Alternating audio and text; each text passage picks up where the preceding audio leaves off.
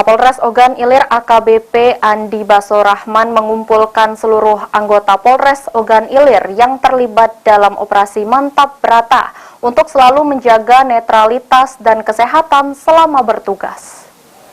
Di samping itu juga ada operasi yang belum selesai. Kapolres Ogan Ilir AKBP Andi Basorahman di depan anggota yang terlibat dalam operasi Mantap Brata meminta kepada jajaran termasuk anggota dan para kapolsek yang ada di Polres Ogan Ilir untuk melaksanakan tugas operasi OMB terutama dalam pelaksanaan tugas pengamanan tahapan pemilu 2024. Semua anggota dapat bersikap netralitas mengantisipasi semua kegiatan supaya dapat terlaksana dengan baik, aman, dan lancar. Anggota juga diminta untuk menjaga kesehatannya selama pemilu tahun 2024.